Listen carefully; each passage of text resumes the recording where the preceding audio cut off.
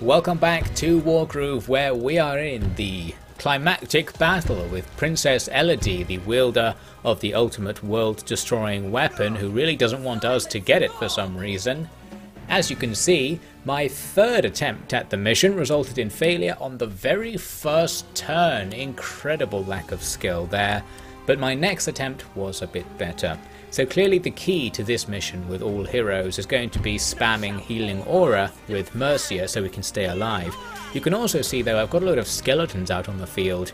That's because of Volder's Groove. He can spawn a skeleton unit, so by spamming that we can gradually build ourselves a little army of sacrifices who can even do the odd bit of damage here and there, and I think that's going to make life much easier.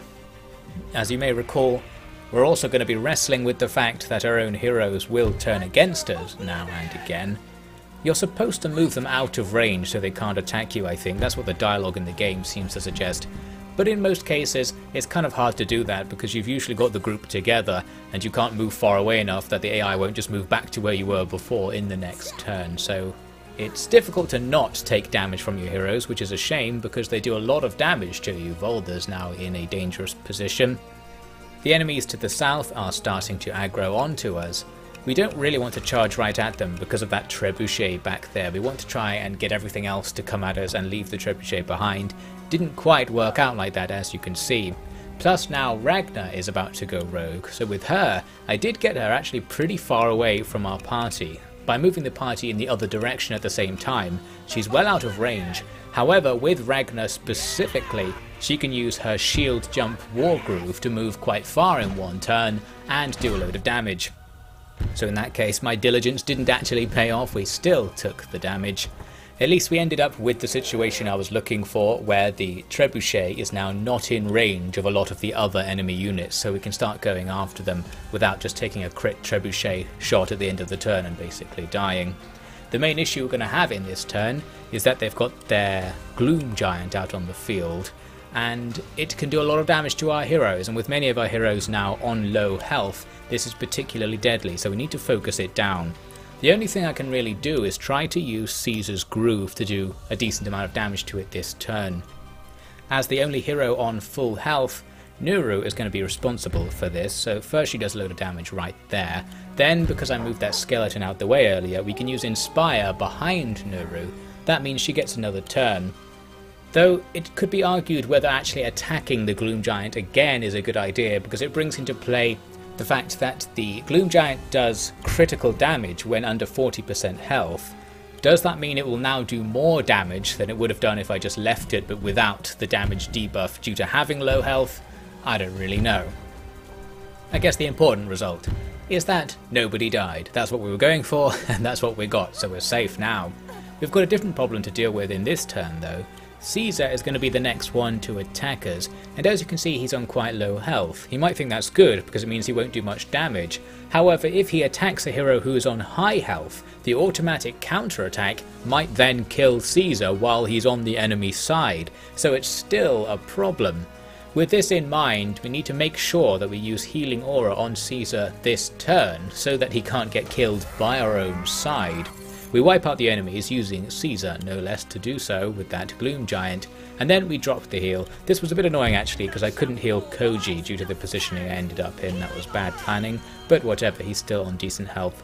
So there we go.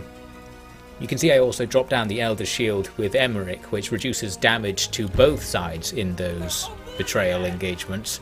So Caesar turns over, he goes and attacks Emmerich, and neither of them die. That's what we were looking for, and that's what we got. Also, their trebuchet rolls up into point blank range, so that's handy. Now we can easily take it out. There's still some strategy though to how we take it out, because whoever lands the final blow will get some groove charge, and because Mercia's healing is so important for this stage, we really want it to be Mercia. So first I'll spam some of the Skelly boys in to get it down to low health, then Mercia does the finish. I think getting a kill gives you 50% of your groove charge back, and you get 10% every turn for free. So with that, we've massively accelerated the charging of the next heal for Mercia. Now another strategic element we can bring in is the save checkpoint button. I haven't used this so far. It was only added in about midway through this campaign, since I'm playing this so close to when it came out. Basically, that means if we now lose the stage, we go back to here instead of the start, so we've got all that stuff from the start safely banked away. Next up then, we move south and start ploughing our way through the next set of enemies. Koji is next up on the list for betraying us, so we're going to throw him on the other side of the mountains from the rest of the team. Now he actually will be out of our movement range. And thanks to our microing of Mercia's groove charge, we can now pop off another heal as the fight gets started to make sure we're all going to be fine and dandy. One other thing to note is that with these skeleton units, they do critical damage when they're next to a hero, so in a stage where we have all these heroes, having these rubbish swords is actually pretty good because they're pretty much always going to do critical damage. Now I can't advance any further because it looks like I might aggro the next group and we haven't finished this group off yet. So we're playing this stage pretty safely. We're going to wait for this group to expend its energy coming at us and just dying. These low level units can't do enough damage to a hero, so the first strike advantage doesn't really matter in this case. There goes Koji over there. So with him, I'm just going to leave him exactly where he is. He can finish off the enemy in front of him. Now when he turns, he won't be able to reach us, although actually that's not going to make us completely safe like I thought it would, as we'll see in a second. So I'm going to advance forward ever so slightly, putting my 4 health skeleton at the front, so if the enemy do aggro, they'll be attacked first. They're in range of some of the enemy's cav right now, but those cav aren't trying to attack us for whatever reason. Now Koji goes rogue and uses his groove, which I'd never seen until this point. Sparrow Bombs, basically it makes some birds that explode, they fly at you and explode, and does a bit of area of effect damage. Annoying, didn't expect that, but we weren't punished for not knowing about it because it doesn't do that much damage, and our units are mostly healthy anyway thanks to Mercia's heals. Now because the enemy weren't aggroing, I just did that with this weak sword unit. It's going to sacrifice itself to draw aggro from the enemies. The main objective is to not have to walk into range of the trebuchet just around the corner of that lava lake. Indeed, the enemy cav do charge at us. Mercia takes the brunt of it there, but she's still okay. The sacrificial swords are sacrificed, and really nicely the treb moves forward, so now it's in range for us to attack it. That's going to make advancing much safer. Nuru is next up to betray us, and with her we can actually do some strategy to try and minimize the damage we take from this. First, we can use her teleport beam to teleport some weak troops between her and us. Now I'll move over the dog unit that she teleported in earlier, and with that she won't be able to reach us. Once she's not part of our faction, our guys will become impassable and she'll be stuck there in the corner. She'll have to just fight one of those guys to get out, and no damage will come onto our heroes. Very nice. With that, we now want to just advance forwards and start attacking all of the enemies juicily laid up in front of us.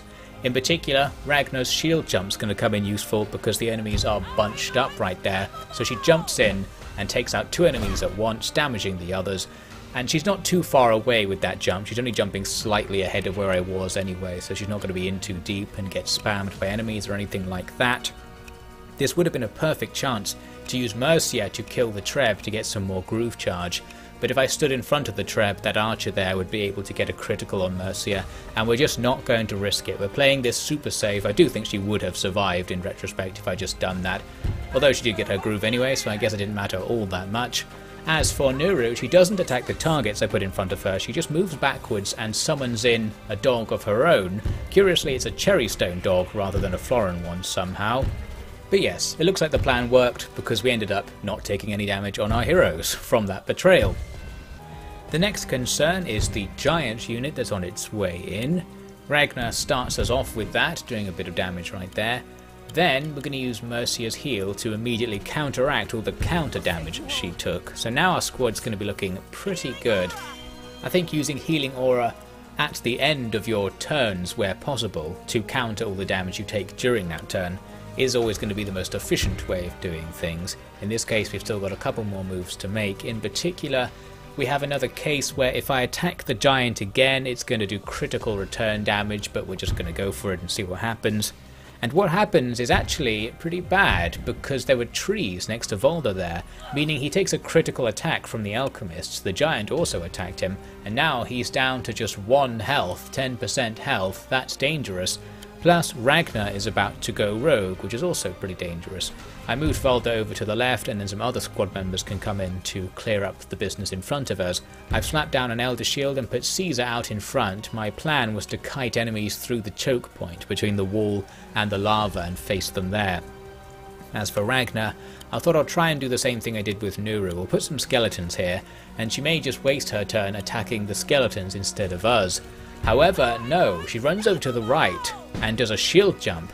Curiously though, she then shield jumped back over to the left, and that killed Valda. Valda no, she says, very angry at this prospect. So there we go, we managed to lose the stage again. At least this time I only got sent back something like 10 turns instead of something like 20 turns, which it would have been if I hadn't made that checkpoint. Now we're going to skip to about the same point in my next attempt. This time we did the same strategy, but with one difference. Ragnar has been left way behind, so that when she turns on turn 18, it's not going to be such a big deal. But since I'd done some better healing this time, my squad's in better condition this time, and it wouldn't have mattered that much. She ends up attacking the dog I left behind just as a sacrifice. I don't think I needed to leave the dog. I could have done nothing, and she would have just walked towards us, I think, anyway. So with that all sorted, we're setting up ready for the next part of the fight. Caesar's going to be the next one to go, and in this case we can really trap him between this wall and the lava there, meaning that with only one unit we can severely block his access to the rest of the squad, and that's going to be pretty handy. So we'll throw him down there, throw a skeleton just next to him, and now he'll have to go around the skeleton to attack us, and I think I put another skeleton below him as well, so he definitely can't move. With that, we're going to defend this position in general. You can see I've put the Elder Shield down again. I'm going to aggro the enemies off to the right into our shielded zone, and we'll fight them while we have the shield's protection. And as for Caesar, he just attacks my skeletons and nothing much comes of that, so that's all good. In the enemy charge, and now they're all in range, ready for our counterattacks. This is looking pretty nice. In fact, I'm so confident that things have gone well up to this point that I'm going to put another checkpoint. I guess it could be dangerous to have a checkpoint quite deep in the mission because you can't rectify earlier mistakes, but in this particular mission there's no real feedback loops going on because either your heroes are alive or they're not. It doesn't matter how many units you've lost or what have you, so I think it's fine. Anyway, we continue on. Valda's going to be the next one to go, so we throw him into the corner, and again we can block him off using his own skeleton so that he's unlikely to do damage. And as for the few enemy units that are attacking us, they're really not a problem. It's just a few guys right here. The first wave got absolutely annihilated after suffering our counterattacks within the shield. Now we'll charge out of the shield and start taking them down. Once we move on a bit more, it turns out that getting close to Elodie prevents the heroes turning against you.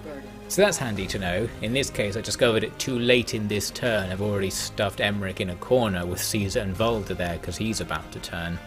So there we have it. Now we have an easier time of controlling our own units, but it aggroes everything that's left on the field onto you, so it's time for the final engagement. And again, we're just going to set up inside our shield and on the mountains to try and tank the enemy's initial strikes, and then strike back even harder. For the most part, this works, but we are being spammed by quite a lot of stuff right now. There's a Treb in there are 2 giants, and Elodie herself is joining the fight. Apparently though, I was confident this is a good situation to slap down a checkpoint, so whatever happens we now have to play from this situation. So I move forward to attack, and I'm going to skip to what happened in the enemy turn because it's quite important. The enemy rampaged through our lines, Mercia got hit by a giant and I think some of the ranged units, and most importantly Elodie herself, and got taken down. So that didn't go very well, but we don't have to go back very far, we're just back where we were just now. So here's my round of attacks done ever so slightly differently, so as to reduce the damage coming on to our heroes. The only real thing we can do is put our skeletons at the front, so they aggro the enemy or just get in the way. Annoyingly, Emmerich and Caesar still can't really be used this turn, which isn't helping. But yes, things like that 1 health skeleton standing out ahead of Mercia will be nice and annoying. They just tank enemy shots like that and broadly distract them.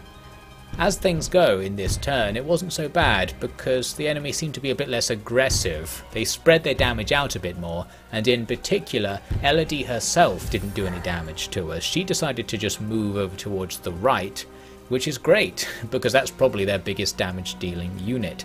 So now it's time for our counter-attack, which wouldn't be possible without Healing Aura. All of our units are damaged, but with a quick heal, we can get ourselves up to full strength, ready to have maximum attacking power this turn.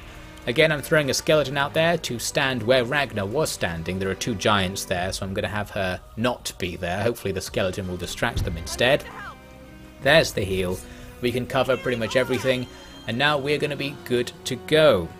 Nuru will go after the pike standing just in front of Valda there, and that will of course free up Valda so he can use his groove. I'm not sure what's more important here, doing damage or getting an extra skeleton to act as distraction, but I'm going for the distraction option, so no attack from Volda, but this Skelly Boy will be helpful. We're going to put him out in front of Nuru, and right there he can do decent damage because that will be a critical position for him, so we take a load of health off those pikes. With Koji, we can now use Sparrow Bombs for the first time ourselves to see how this works. So it spawns two birds that are basically units, and you go and tell them where to explode. It does damage to all four tiles around the bird, which means you want to get them in between a load of enemy units ideally. No particularly good cases where we can do that, but we do get 2 units damaged there. It doesn't do that much damage overall, and I'm not sure that was a better idea than just attacking normally with Koji, but at least he didn't take any counter damage that way. Caesar more reliably annihilates a unit of archers right away. That's what we like to see. Ragnar's still taking a pounding from the giants, but with mountains and with high health, she's fine. And crucially, Elodie again is just running towards the corner of the map and not attacking. Her army won't be enough to take us down. They're just getting themselves killed running at us. So immediately, this is looking good. And I'm like, yes boy, I'll save the checkpoint right here. This is a good position to be. We can attack the enemy's trebuchet right now, as long as we stay to the left of it, because we'll still be out of Elodie's range. That is, as long as the trebuchet doesn't die as well, because Elodie could move to where the trebuchet is. My other moves are going to be less aggressive. I think I was feeling pretty cautious and pretty tired at this point. I really wanted to just finish this stage. So I'm being super safe, like right here, moving Ragnar back away from that giant and just doing nothing, which I think is a pretty bad move in retrospect, but clearly at the time I was psyched out. I did not want to lose this deep into the level. I realised that with Emmerich we can use his Elder Shield groove to make a bit of a wall. He can just put the Elder Shield in front of himself. That'll protect him from that giant, since he is on slightly low health. It also extends the shield range to now cover where Nuru is standing, so that's very handy, and Caesar too as well, I think. Volda will move up to damage that giant, taking it down to critical territory, but not quite. It punches him back and he's just fine. The alchemists get a critical hit on Ragnar. The giants are going to attack Ragnar as well, the giant I should say, so she's now on low health. Everyone else seems to be mostly fine. Since Ragnar is on low health, we're going to be again super cautious and just run away. Really don't think we needed to be that cautious, but we are doing it that way for some reason. Mercia will sneak around Koji here to finish off those alchemists. That will allow Koji to cross the mountains and almost kill the giant. We've pretty much got this in the bag at this point. The enemy's damage dealers are on the ropes. We'll get Caesar to finish off that giant. And really that's that, apart from Elodie. Those other units aren't going to do anything, but Elodie still can, so we need to make sure we stay away from her. Valda pops out another Skelly Boy, and we can use him right now to run out and get a crit against this trebuchet. It said it would kill it, but it didn't. How mean, doesn't really matter, it's not going to do anything anymore. And Nuru will sneak over to damage the ballista as well, not that that would have done much damage. Let's just skip now to after we've killed everything.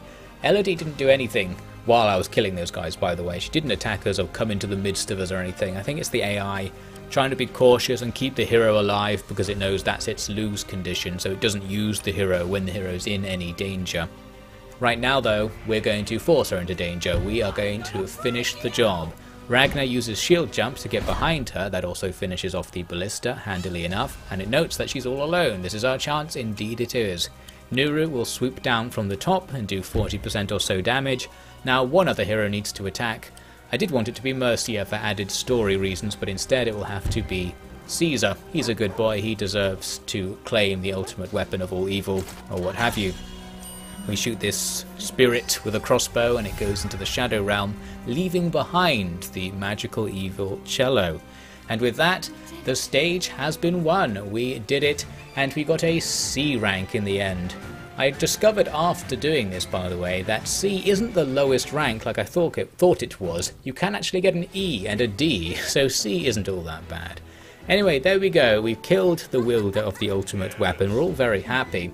But Mercia decides that because she was given the key to where this ultimate weapon was, it's possible that her dad wanted her to become the new Elodie, become the gatekeeper of the weapon, so that no one else might accidentally come in here and just do what we did and attempt to steal the weapon. So she's going to take it up. The problem is, with the weapon being evil and possibly sentient, etc., it possesses you, and I guess she's no longer going to be human or something as she does this. It fades to white, fades to black, rolls credits. They got us, ladies and gentlemen. So, yes, the ending isn't really there, because as it turns out, there's actually a secret additional stage that I guess explains the consequence of Mercia becoming the guardian of the super weapon. However, you have to get 100 stars in order to play this stage. I've got something like 50. To get the other 50, I suppose I'd need to go and do all of the side missions, or go back and do missions again to get better ratings. You can also get stars by playing these random one-off stages in arcade mode, which I did a couple of. And there's this puzzle mode as well, where you have to win these little scenarios in one turn. You can get a star for doing all of those. So there are ways to get up to 100 and see what the final stage is. However, because it will probably take a long time, and because I don't really have the time to do it right now, this series will have to come to an end right here. So this will be the end of the Wargroove campaign. Not sure what happens at the end. If someone knows, leave it in the comments so that everyone else can find out. As for me, we do need to move on and play some other things on the OffiD channel, so this will be the end of this Abridged series, and next week I will start the next Abridged series, which is going to be playing the Great War mod for Napoleon Total War, as Belgium should be an interesting one. All that's left to say then is thank you very much for watching this series. I hope you enjoyed this abridged look at the Wargroove story campaign. Almost all of it, at least. All of the bit before the credits, which I guess is the main bit anyway. And I hope you'll join me for more abridged series in the future. And if you haven't already, do check out the other abridged series that exist throughout my channel. Special thanks again to Samio for gifting me this game and allowing me to play it. And thanks again to you for watching all the way to the very end here. I will see you in something else.